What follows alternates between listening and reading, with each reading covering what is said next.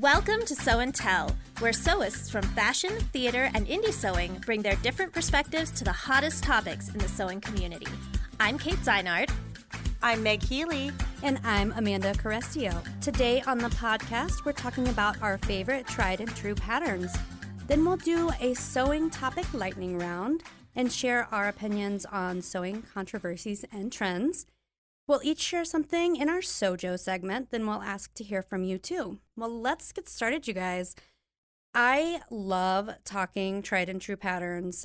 These are also known as TNTs in the online sewing community. Of course, they have a variety of hashtags, but these are essentially your favorite patterns in your pattern library, your go-tos. So things you've made a gazillion times with different hacks and in different fabrics. You've made it casual, you've made it fancy, but then you still want to make a gazillion more. I love hearing about other people's TNTs, so I'm super excited. I feel like you always learn about new patterns, and you also kind of learn a little bit about the person as well. So let's jump in. I can't wait to hear from you guys. What are your TNTs? Well, I don't think you're actually going to be in any way surprised about mine because you're around me when I sew them all the time. But my little list here. Okay, so my number one is the gallery tunic and dress from Liesl & Company. I love which that one. I love it so much. It's so comfortable. Apparently there's something called hashtag secret pajamas. Yes. On the internet, and this is my hashtag secret nightgown because it's so comfortable. It's like I could just go to bed in it and be perfectly fine. So I love it. I especially love the dresses, but unfortunately it's not the time of year for dresses anymore. I also love the pony tank, which is chalk and notch, and it is also a dress version. And I have made both the dress and the tank, and I wear them all summer long. And Same adore here. them. Same here. I have a dress, and I made my mom two pony tank dresses. It's one of those patterns that's kind of universally flattering and also super comfortable. Yeah, it's got a lot of, it has kind of an A-line shape, so it kind of drapes around you really Exactly. nicely depending on what the fabric is, and it's just, so comfortable. That's the one I mentioned earlier I use as a swimsuit cover-up. When it's dirty, I'll just toss it on over my swimsuit. And then the Roscoe blouse and the willow tank and the logo tank are all sort of mini tried and trues. I've made quite a few of each of those as well, though they're not quite as dear to my heart as the other two. Got it. And just a note to everybody listening, we will put links to all of the patterns that we mentioned today on our show notes page. So if you're interested in learning a little bit more, head there. Yeah, if you want to see what they look like or try them out or whatever, you should be able to find them all. So that's what I love. How about you, Meg? Lots of style stuff, I'm betting. Well, guys, I don't have any tried and true patterns. I don't. I know. Like, I was looking at all my projects that I've been making, and I very, very rarely make a pattern more than once. I'm always sewing something new because Berta, we release like 40 patterns new a month.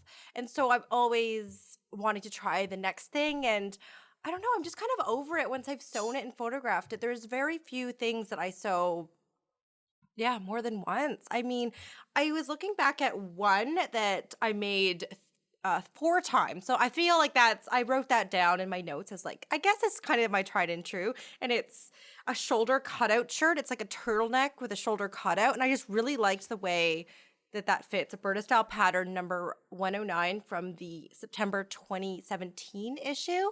So I guess that's mine. I don't know. I'm so like, That I sounds feel like tried now and I true need to me. one. Yeah, I guess so. Yeah, so I guess that's mine. But, I totally get it Yeah. because I didn't used to re-sew things. I was like, I'm going to go get this thing. I'm going to sew it. And then even if I really liked it, I just pretty much never did it again. It's only been in the past few years I've been repeat sewing. So, and like you said, with all of those new patterns coming out, that makes a lot of sense that you're always looking for something new. And they're always such nice patterns too. So. Exactly. And I know at the end of every one of my mashups, I make a new pattern from the current issue. I'm like, I just find myself typing this so many times. Like, I love this. I have so many plans to make them again, but then I just don't. I guess I just don't love them that much, or I don't know. I'm always like, I'm going to make I think I'm going to make this one again. And I mean, I genuinely want to. I don't know. I just don't. And I do a lot of filming for sew-alongs and courses and stuff like that, which I'm going to be crazily prepping for. I'm coming to see you guys in a couple of weeks. But I have to, for the samples, I need to make the same pattern like a gazillion times. And so that kind of just ruins it for me. I mean, I like doing it, but because you have to make it in certain stages of completion, it's like a step out. And so I'm doing that so much, and it's always so crazy, and I don't know. So that's just my take on things. You know, I mean, and that makes sense because I feel like if you're sewing a lot of basics, it makes sense that you would sew things multiple times. Exactly. And if that's not really what you're sewing, then, you know, does it make sense to sew a statement dress multiple times? The idea is that it's kind of one of a kind. So. Right, exactly. And we all know that Meg is all about the statement pieces. So love that. But you were looking into doing more of a cohesive wardrobe thing, the wardrobe with basics this year, right? That was what you were telling us last time. So maybe you'll find some tried and trues this year. I would like one. And then I would like to, transfer it to a cardstock. And so I can always have a nice template. Yes. Right. To work from. So maybe this is the year I find my TNT, guys. Now I'm going to have to make a note to ask you about this in another year. Yeah, we should check in. Yes. I have a lot of TNTs. Yes, you do. I know. Whenever I think of this, I always think of you, Amanda, for Tried and True. I'm like, I could even name yours for you. I love seeing them. That's so funny. I'm kind of like the serial sewist. Because my thing is, I don't really like to, I don't purchase patterns unless I feel like there's a good chance I want to sew them at least 3 times. And I feel like that's kind of my cutoff point. And that helps me from getting stuff that I don't really, really love. Like if I'm going to do the work to buy it and to put it together, then 3 times is kind of, it doesn't always work out, but that's kind of what I use as a guiding principle. But Amanda, you're so responsible. / boring. Yes. No, that's not what I meant. But I love the Hemlock Tee from Grainline Studio. It's actually a free pattern, and it's just a great basic knit. I have lost count of how many times I've made it over the years. It's kind of one of those that I make a couple every season or every fall and winter season, just because I love the style. It's big and swingy and very comfortable. I've also made the Grainline Studio Linden sweatshirt, I think 9 times. That's the one we did the feature on. Yes, we did a last sew year. along. Yep. Yeah. Such a great basic. I have made, I'm not so far down the line with the Athena top from Tessuti Fabrics, but I made 3 so far. It's a really basic drop shoulder pattern for wovens. There's a kind of a shirt length and then a tunic length, and I've also made a crop length, but I have at least 1 more planned, so I think I'll be up to 4 with that one. But again, free pattern is a really great basic. With regard to bottoms, I have made a bazillion Nini culottes. They are a so pattern. Comfy. They're a pattern by named clothing, and they're actually designed for knits. And I have never made them for knits. I've done them in wovens, and I've hacked them to death, and I love them. But they're just swishy and comfortable, elastic waist, perfect for summer. I also have a few in like a heavier weight fabric that I wear in the fall and winter. I have also made the Lander pants 5 times. And want to make more. That is a pattern by True Bias.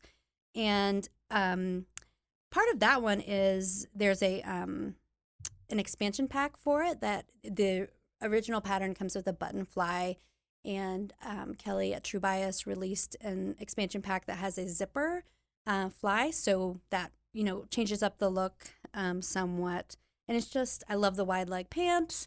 It's kind of like my winter Nini culottes. It's a cute one. It's cute. And then I'm working on my 2nd and 3rd pair of ginger jeans right now, which is a blue jean pattern by Closet Case Patterns, and it's a really great pattern. And for some reason I decided to sew 2 at once, which I'm still deciding if that was a good plan or not. Well, Do you you'll plan have to on let us know. completing one first and then doing the next, or doing the same step like twice? I'm doing like the doing it same at step time? twice. Yeah, I think that's a good idea. One is blue and one is black. And for all the serging, I'm just using dark blue because it doesn't show. And then I'm using the same color top stitching thread. So it's actually going pretty quickly. Although I did have a moment where I wasn't sure if they were going to fit. And I had like 2 pairs going and completely freaked out. But I think it's going to work. I think it's going to work. Well, let's talk about kind of, is there a magical moment when you know you want to sew something again and again and again? Oh, for me, it's usually when I put it on and it's comfortable and I feel pretty in it. And I want to wear it the next day, but I can't because I only have one. And so that's when I decide to make another one so I can wear it multiple days in a row. I'm the same way. I like as soon as I finish making it, and that's kind of when the urge is the strongest. Like, I want to just jump in, make another one immediately because it's fresh on the brain and I love it so much. I guess I'll just have to update you guys, and when I get those sparks that just fly. That magical feeling. When the doves release and the confetti drops. Oh, it's going to be a wedding dress. You know it is. Yeah. Yeah, knowing me, it's going to be my tried and true pattern, like my wedding outfit. Love it. I got it in 6 colors. I know. I wear it to everybody's wedding. I know. Oh my gosh, you guys, can you imagine? Oh, I just hack it for every wedding I now go to in the future. I think it makes sense. I love it. Yeah, that's true. Along those lines, what are your favorite ways to change up your TNT to make it fresh? Because, I mean, I definitely make things a bazillion times, and they're so basic. Like, you don't really have to worry too much about anybody noticing that, hey, she's wearing the same top but in different fabrics, because no one's really paying that much attention. But I am. Are you? Okay. Yes, that's I am. really good to know. sewers, But I I also think, don't would, blame yeah. you for it because I know you. But are there some techniques that you really like to change up the look? I gotta be honest, I never hack anything. No? You hack everything, and I'm just like, I'm just gonna make this pattern exactly as it is because I love it the way it is, and then I'm just gonna make it over and over and over. You don't change even a hemline? No, not usually. No? I mean, like the ones that are tunics and dresses, I have the 2 different hemlines, but no, I don't usually mess with the hemlines very much. The only things I do are little adjustments for fit. Like I had to widen the sleeve a little bit for the gallery tunic because the first one I made was just a little too tight around the upper arms. And I have I'm very pear-shaped. And so when I actually look at my measurements, I'm usually 1 size on the top and 2 sizes bigger around the hips.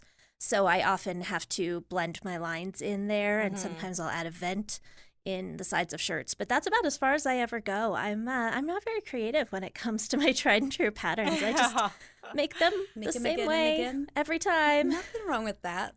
Yeah, I can speak from my one experience of making something twice. No. So yeah, with that pattern that I was talking about before, it's like a turtleneck and 1 shoulder kind of cool cutout. And so I made it again without the cutout. And then, so just, and then I made my 3rd one was 3/4 sleeve. So, just changed it up a bit. Yep. Changed up the sleeve. Yeah, I had an urge to change up the sleeve length on my last gallery tunic, but I didn't actually end up doing it because I chickened out. Yeah, I chickened out. Though I did actually make a short sleeved one once, so I guess that counts. Yeah, Ooh. I love adding a little peplum to a really basic kind of t-shirt pattern. Oh yeah, just for a good idea. a little bit of variation. I also really like doing color blocking or doing for patterns that are really good for using up scraps, using different fabrics for the sleeves and the body, and blocking things out in that way. With my Tnt culottes, I have done a lot of hacks with adding little flat felled seam down the center front, changing up the pockets, doing patch pockets, just kind of bringing in little details here and there to make it feel like I'm not wearing the exact same thing every day, even though I pretty much am. And with the landers, like I mentioned, the expansion pack, and there are a lot of patterns out there that have them. So you kind of buy the pattern and then you buy the expansion pack, and the hacks are kind of built in, which I love. It's a good way to get a lot of mileage out of a single pattern. So those are kind of my go-to hacks. And then on the flip side, do you have a moment when you know it's time to move on from a TNT? Move on? I know. You don't I don't have understand. To. You don't have to. But, I mean, I guess, too, have your TNTs changed over time, and why do you think they've changed? Oh, well, I just started developing TNTs in the past few years, so no, I haven't had any time to really start changing them. I think I was doing the Willow tee from, Grain Line Studios? The Willow, I'm sorry, not tee, tank, for a while, and I made a lot of those, and then the pony tank came into my life and kind of took over, so maybe there's that. But generally, I'm kind of, this is my thing. I'm sticking with it because I love it. Yeah.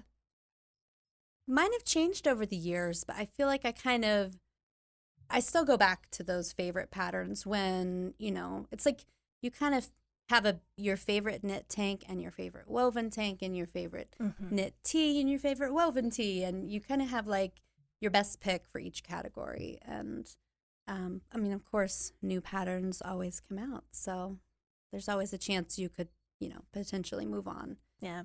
But you don't have to. Well, good, because I haven't yet, but I don't put it outside the realm of possibility, just that it hasn't happened yet, she says, having made her most recent gallery tunic 2 days ago. But isn't that lovely? I mean, when you love something so much that you just kind of want to keep experimenting with it, you want to see it in different fabrics, you want to, it's still an interesting pattern to you. And I love the familiarity of it. I love being able to, like when I made this one, I went over a couple of the steps in the instructions just to make sure I wasn't forgetting something. But I really didn't have to think very much about it. I knew how to do the placket and I knew how to do the collar, and I didn't have to sit there and read the instructions and really think about it because I could just do it. That was really nice. Absolutely. Well, thanks you guys so much for talking TNTs with me. We will check back in with Meg in however many months you need, Meg. You guys will be the first to know. Well, let us know immediately when that happens. But remember, if I don't have to actually develop a wardrobe plan, you don't have to develop a tried and true pattern. No. We can all sew the way it makes us happy. Exactly. That is true. Sewing should be fun. It should be.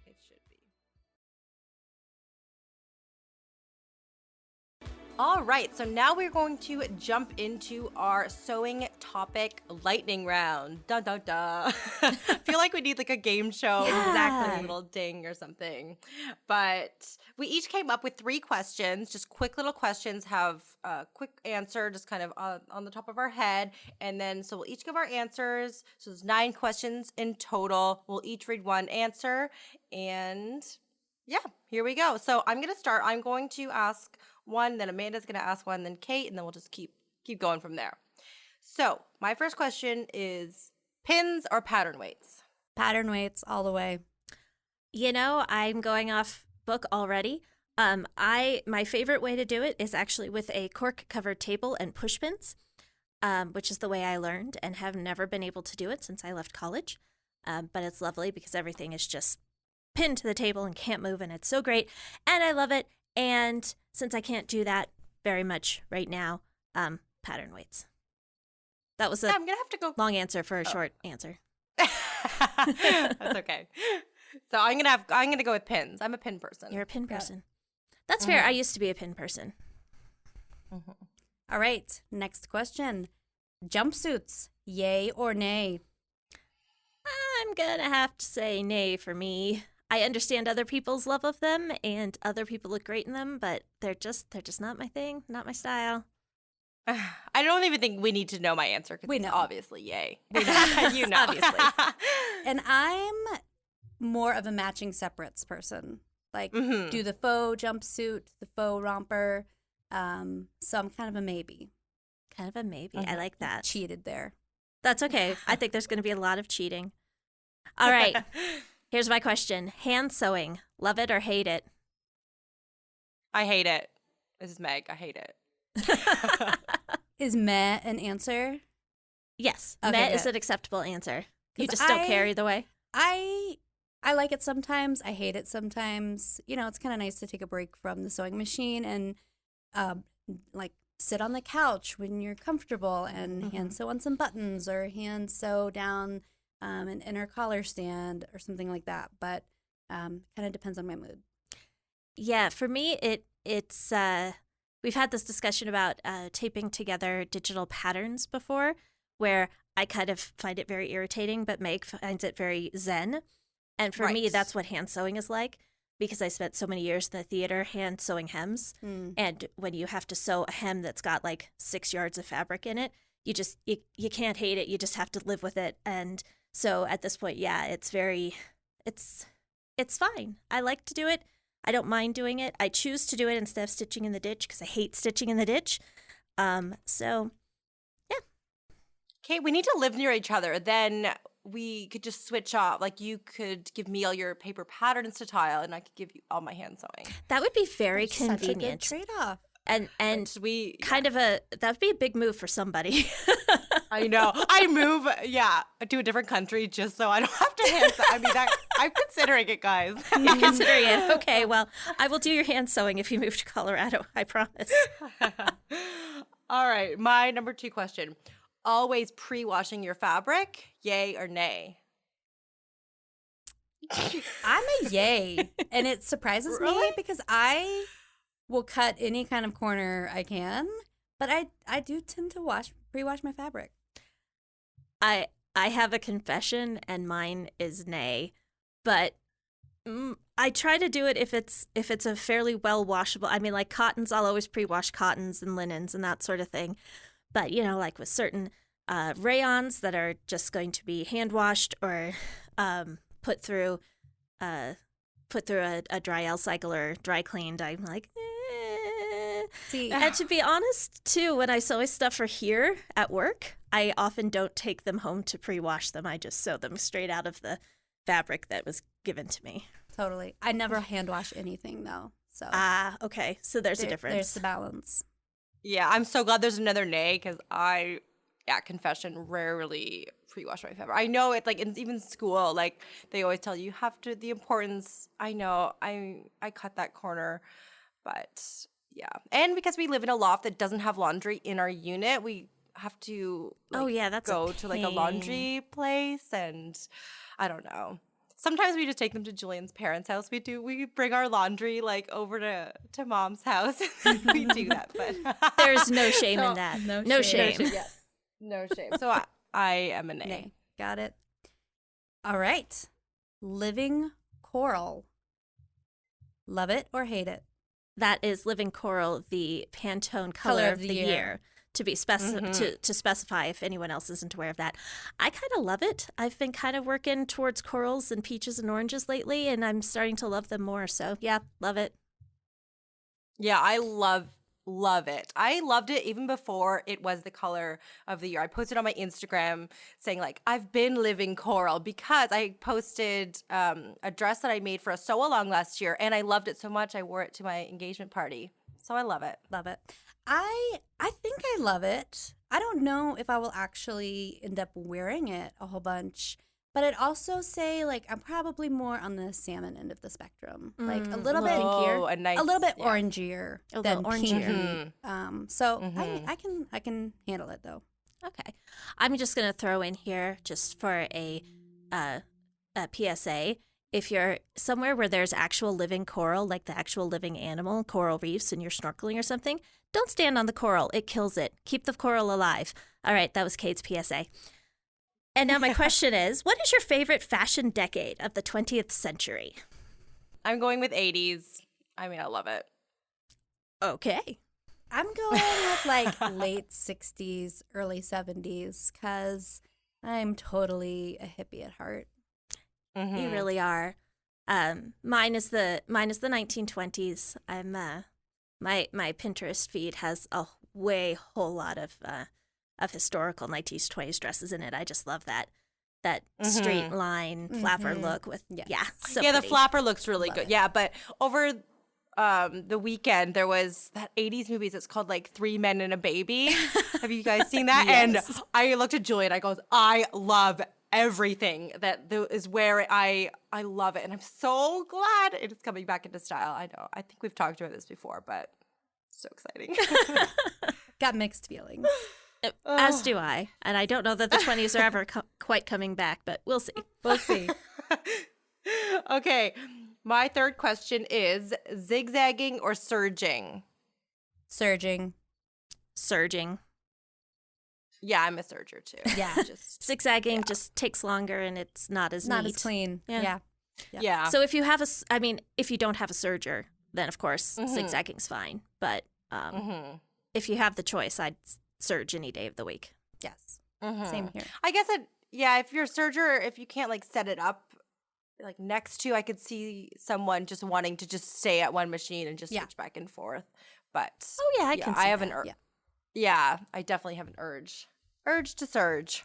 And if you don't have like spools, if you're really particular about your matching like threads and you don't want to buy like 5 spools of fabric, then you could just zigzag it in the same.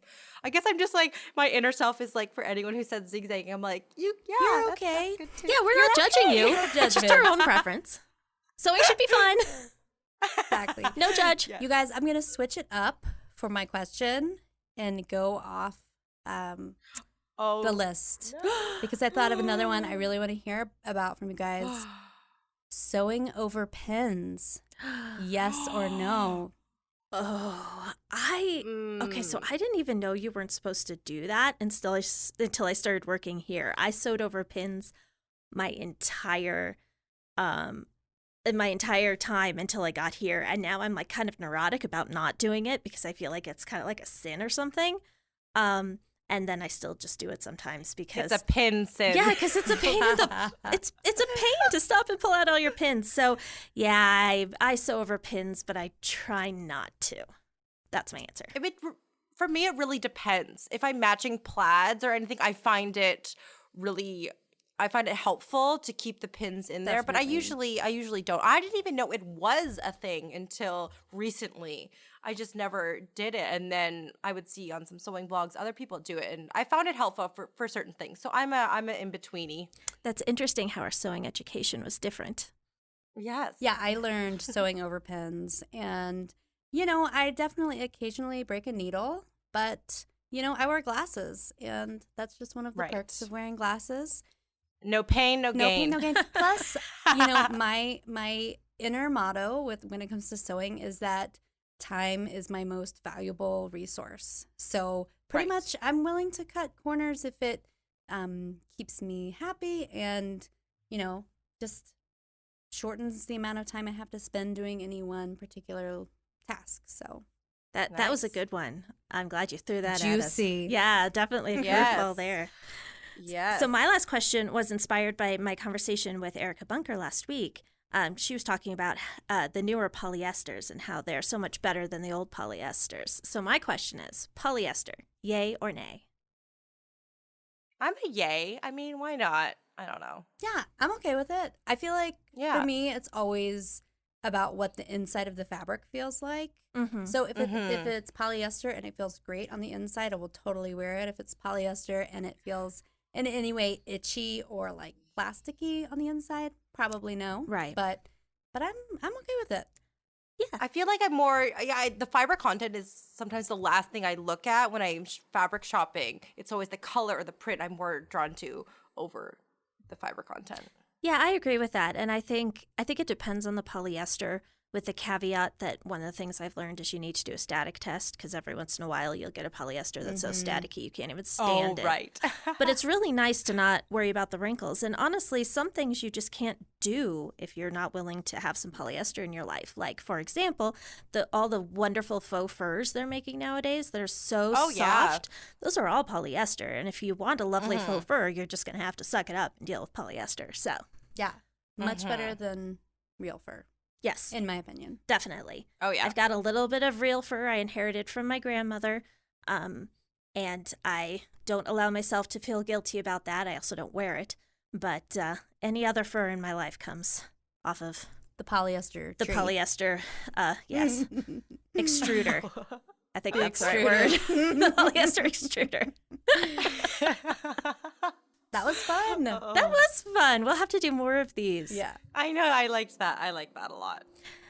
All right, and now it's time for our favorite segment, the SewJo segment, where we talk about what is inspiring us and giving us our sewing mojo for the week or the 2 weeks or whatever. So, Meg, what's your SewJo this week? Well, mine kind of has to be all of my sewing film prep work that I need to do. So I really don't have time to sew anything else but what I'm creating to film in these coming weeks. So, yeah. Filming prep. All right. Yeah. Amanda, how about you? I am in the jeans zone. We have Oh, heard. right. And I don't know what happened, but I made some jeans around this time last year. I don't know what it is about this time of year, but maybe I'm ready to slow down and bite into a bit of a juicier project. But this time they have gone so much more smoothly. And I remember being really just kind of baffled by the zipper fly insertion last time. And this time it was just seamless. So, I mean, good instructions help. And having done it before helps, but just feels like even less of a thing to be sewing jeans this time around. But I really need some, so I'm really excited about it. That's awesome. Amanda's January jeans. That's right. I don't know. January is jeans month, at least in Amanda's house. In my world. I'm like sweatpants month in January. Oh, well, my SewJo, I'm going to cheat a little bit because my SewJo is actually a couple of past SewJos. I'm just actually working on them right now. I've got my pineapple purse started, and I've made one of my 3 flannel gallery tunics, and I've got one cut out and one that isn't started yet, except for the pre-washing, because definitely pre-wash flannel. That's necessary. So I... Oh, is it? Okay. Well, I would recommend it because flannel shrinks a lot, and so... I guess I'd never sew with sew with flannel, so maybe... Well, if you ever decide to, start I would there. recommend pre-washing that one. You know, go to one of your folks' house and take care of it there. But yeah, so that's what I'm excited about right now. That's what I'm currently working on, and that's what's keeping me going at the moment. So I wanted to say something new, but the truth of the matter is it's the old stuff still exciting me. I don't think that's a bad Nice. thing. Good. I don't think it is either. It was only sort of cheating. All right, and now we're going to do our Sew and Tell segment where we ask questions from you, the audience, and read your answers here on air. So last episode we asked, what are your sewing resolutions? Because we were talking about ours. And we got several answers on Instagram, and we're going to read some of those. Meg, why don't you start us off? Awesome. So I loved this comment, so I really wanted to read it. So this is from Manda2105. So her resolutions are 1, sew 1 item for my husband for every couple of items for myself. And 2, get my sewing business launched. I just had this, I just love that because Julian always is like, why don't you sew for me more? And then I'm like, should I work this into my vows or something? Be like, Sew for you. for every, I shall sew you, sew you something. And because I do feel bad because he's so supportive. And when I'm busy sewing, he, makes dinner that night or helps me clean up. And I really should sew more for him. So. And see, that's so funny because I'd kind of like to sew for Mark, but he won't let me because he doesn't want to be that husband. And he can actually sew himself. I mean, he calls himself a hack, but he does sew. And so when he wants something sewn, he sews it for himself. He doesn't let me do it, though he will take a lot of advice from me because he's a smart guy. Nice. I definitely need to sew for my husband more.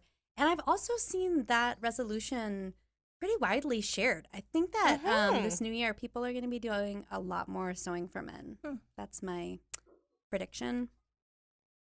Yeah, I think that actually leads us into our next Instagram comment. This is from Love Stephanie, and she says, I'd like to slow down and plan more with my sewing projects. Take the time to make a better fit, work on technique, and consider how often I'm really going to wear the garment before diving in and just sewing to sew. Plus, finally make something for my man that I keep promising. Yes. Same. All around. Yeah. I love that. I love that that resolution. That's Work on fit, work on technique. Slow down a little bit. It's a great way. Great way to start a new year. And our last comment comes also from Instagram from Sherry Rudnack. She says, I want to make tailored and structured garments. Specifically, I want to make a blazer and a tailored white button-down shirt, preferably with French cuffs, which just sounds so pretty. Ooh, I love French cuffs. cuffs. That sounds so chic. I know.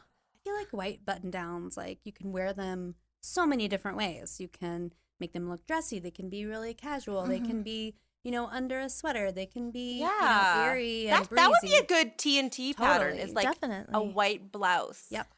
Yeah, for sure. I'm going to start holding auditions for my patterns. Be like, will you make the cut? There we go. It's a new And if series. anyone who knows me has any recommendation, like not personally, no, but you see what I create in the community. If you have any recommendations, please, I'd love to hear them. Yeah. Yeah, well, and speaking of that, for all of our sakes, our question this week that we'd like you to answer is what are your tried and true patterns? Tell us. Maybe we'll find something new. If you hadn't heard of some of our favorites, maybe that you discovered something new that you might like to sew. But let's keep the community open and share some of our favorite patterns with each other. So you can answer that by going to our Instagram feed or commenting on our show notes page at sewdaily.com/sewandtell. So we want to hear about your tried and true patterns. Yes. Because we need even more ideas of things to sew. Yes. We need our list to just get ever longer. Mm-hmm. All right. Well, thanks for talking to me today, guys. That was fun. Yes. Yeah, that was fun. That was a lot of fun. I liked hearing about your patterns, and I love that lightning round. We'll definitely put that on the list for again. Yeah, we with will new revisit. questions. Yes, and if you guys have things that you want to add, you want to know what we think about certain things too. Some lightning suggestion questions. Or if you want to answer the lightning suggestion questions, we'd love to hear from you. Whatever you want to tell us, we would love to hear it. Yes, and we hope you have a happy new year. Yeah, happy new year, everybody. Happy stitching. I don't know I can see, but my hand's just like raised in the air. Let's do this. You guys can see me, but Yes, I'm just, we All can right. see you. The listeners can't, but we can, and it's pretty fun. Yeah. So happy new year. All right. And Happy happy New Year. stitching. Bye. For links to everything we talked about in this episode, go to our show notes page at sewdaily.com/sewandtell. If you want to get in touch with us, you can email us at sewandtellpodcast@fwmedia.com or visit us on Instagram at sewandtellpod. Answer the Sew and Tell question, tell us your SewJo, or just leave us some feedback. If you enjoyed our show, please subscribe on your podcasting platform of choice. And please leave us a review, ideally a good one, because that helps listeners like you find our podcast. And tell your sewing friends about us too. Thanks for listening, and happy stitching. Sew and Tell is a production of F&W Media Studios and is produced and hosted by Meg Healy, Amanda Carestio, and me, Kate Zaynard. Our audio engineer and editor is Evan Rutherford, and our executive producer is Jared Mayer.